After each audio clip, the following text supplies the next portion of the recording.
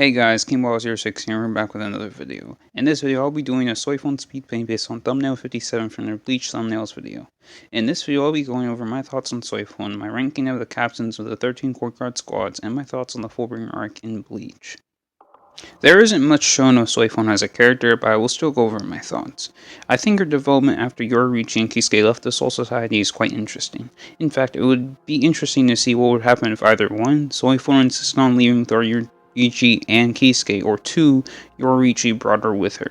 The third option would be Yoruichi never leaving, but given that Aizen set up Kisuke and Yoruichi is close friends with him, that simply wouldn't happen.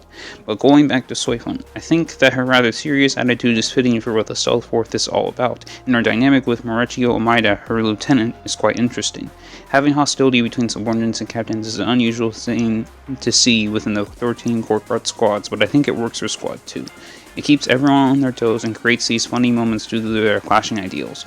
Omaida is about compassion and protecting his captain, while Soifon is on the side of being an assassin and focusing solely on taking out the enemy.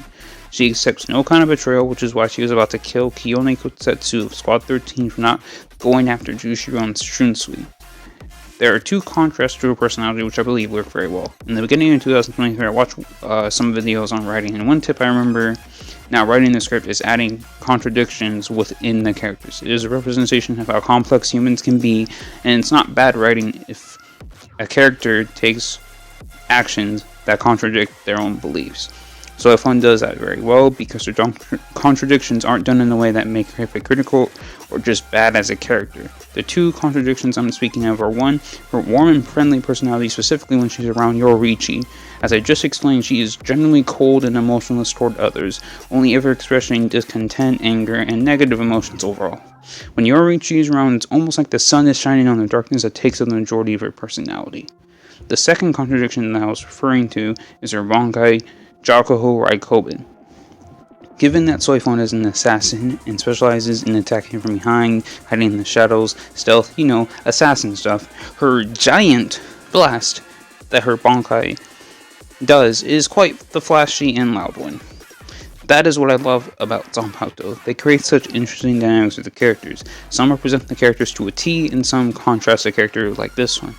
This is one of those. Her Shikai, Suzume Bachi, is a different story. As you guys know, 2 hits in the same area and you're done. Aizen was able to counteract this by releasing his own spiritual energy and overwhelming it, thereby getting rid of her mark. I wonder how many others know about this weakness in Suzume Bachi's attack. Overall, I wouldn't put Soifon on my top 10 Bleach characters, but I do believe her to be written well in Soul Fruit characters, just given that she doesn't get as much screen time as the others, including those within the 13 court guard squads. She hasn't even gotten any significant screen time in 1000 Year Blood War. The reason I have this section is because of episode 8 of 1000 Year Blood War, when Ichigo goes to the Royal Palace. I saw someone in the comment section on 9am claim that Soifon was the weakest of the 13 court guard squad captains. I was thinking about it and still am to this very moment, and I wanted to discuss my thoughts on the matter. I'll be looking at the abilities of the captains prior to the Fullbringer Arc. If I tried to look after that, it would be difficult as we don't get to see the improved abilities of the captains after Ichigo loses his Soul Reaper powers. So we'll look back at their performances and abilities from what we've seen before that occurs. I'll start off by saying that we won't look at all the captains, and we won't be going over Aizen's strength because he's the main antagonist, so he's obviously the strongest of the captains outside of the head captain. We won't be looking at Ratsuo Hana either because she doesn't do any fighting prior to 1000 Year Blood War, so there's no way to look at her fighting abilities or potential strength, whatever. When it comes to Jushiro, it'll be mostly speculation because he doesn't do much fighting. So in terms of captains, we see plenty of action from in Bleach. We got Soifon, Gin, Byakuya, Sajin, Shunsui, Tosen, Toshiro, Kenpachi, and Mayuri. Out of all of them, I'd say that Kenpachi is likely the weakest. Just to explain, Ichigo was able to fight him without any additional training. He did need to rely on Zangetsu, but he himself didn't have to get stronger to beat him. In contrast to him fighting Byakuya, he had to get strong enough so that he could take on multiple lieutenants barehanded, and he had to learn both Getsuga Tensho and how to use Tensa Zangetsu, his Bankai, to win. Not to mention that he had to Holofy for a brief moment to win that battle. If a stronger version of Ichigo had just as much difficulty, if not more, than the weaker version that fought Kenpachi, then it would make sense to say that Byakuya is stronger than Kenpachi. Looking at Soifon, the ability for Suzume Bachi isn't something to scoff at. 2 hits in the same place and the target is dead. Now, she didn't fare well against Yoriichi, but Yoriichi used to be a captain and her superior as the Stealth Force commander. We learned through Aizen that this ability can be countered if one overwhelms her power with their own spirit energy. I went back through that part of episode 93 and it seems that Shunsui and Toshiro were both nearby to hear this. Out of all the captains, I don't know if Soifon has the skills to beat any of them outside of Kenpachi. Her Bankai takes time to set up, but then again, that could be more due to the fact that one of her arms was missing. And as we see in 1000 Year Bloodborne, it's almost like she instantly activates it. So I don't really know about that, but in a one-on-one fight, she likely wouldn't have time to use it. Even if she did, someone like Toshiro could create enough ice to nullify the damage. Mayuri's poison would heavily limit what Soifon can do and render Suzume Bachi almost useless. She'd have to hit Konjiki Ashishoge Jizo with her Bankai and try to take it out before it could release its poison and kill her. I don't know about Mayuri's close quarters combat skills, so I don't know if Soifon could beat him there. Hand-to-hand combat is one of the things that Soul Reapers have to learn. Even if his skills are lacking, I'm sure he has scientific gadgets and such that would make up for it. I will say that Soifon's Bankai would likely work against Sajin's, as any damage it takes transfers to Sajin as well. Plus, it would be easier to hit it with Suzume Bachi or her Bankai. In terms of Soifon's chances against Shunsui, Jushiro, Gin, Toast, and Byakuya, those are all debatable.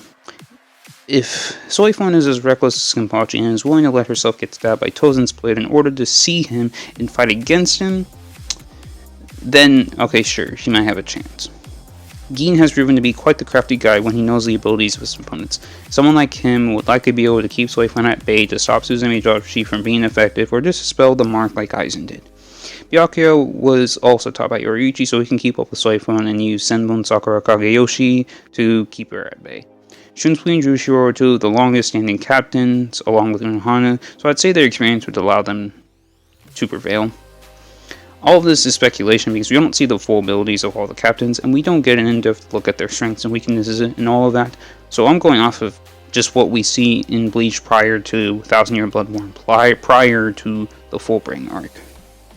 I remember watching a video from Someone Gaming, who I now don't like, about the Fullbringer Arc being the worst arc in Bleach. I completely disagree and believe the opposite. In terms of the arcs prior to 1000 Year Bloodborne, the Fullbringer Arc is by far the best arc in Bleach, and I'll explain why. Firstly, I don't believe that any arc in Bleach is bad. I think that they simply get better and better as the series progresses. I'll focus on the Fullbringer Arc specifically for the sake of not rambling for too long. When it comes to the Fullbringer Arc, a lot of things occur. There is the mystery of the person who attacked Uryu, the first victim of the Fullbringer's assault. It's assumed that it was due to Shukiro Tsukushima, a Fullbringer with the ability Book of the End, but then we find out that those hit with his sword have their memories affected. Uryu didn't have his affected, so the thought of him attacking or whatever, or the thought of him being able to manipulate memories, should I say, was dismissed for the time being. This all progresses into the final stages in which Ichigo's Fullbringer is fully developed. It has an unknown name, and his Soul Reaper powers have mixed into it, hence he was able to use Getsuga Tensho against Shukiro. All while Ishin and Kisuke work together to restore Ichigo's Soul Reaper powers once again, and we find out everything that's happened has actually been Ginjo's doing. He did all of this so he could steal Ichigo's Soul Reaper powers to make himself and the other Fullbringers stronger.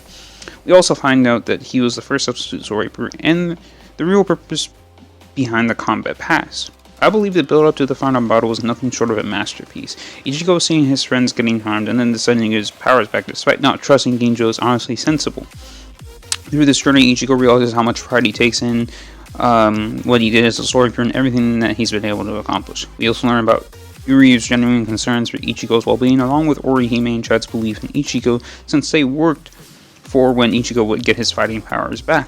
And this is the first time we see Ichigo at his absolute weakest. He's been pushed and pushed and pushed both physically and emotionally, all for him to be pulled back up by Rukia, where the series truly started.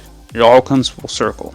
Along with focusing on Ichigo's emotional development, this does a great job at establishing the story behind the Fullbringers themselves in terms of what they're fighting for and what they want. To put it simply, this arc establishes the characters involved and showcases their development and the motivation for their actions. The fights and clashes within this truly have that emotional impact. It's almost like the audience has the same ability to feel the emotions of those Ichigo in the other's classes. Like Ichigo has felt the emotions of Aizen, he's felt the emotions of Ulquiorra, he's felt the emotions of Greenjow, he's felt the emotions of anyone he's been strong enough to fight against with his Zanpakuto. Thank you guys for watching this video. Please be sure to subscribe, turn on notifications, check out my Twitter and Discord, both are in the description. If you want to know what I'm currently doing,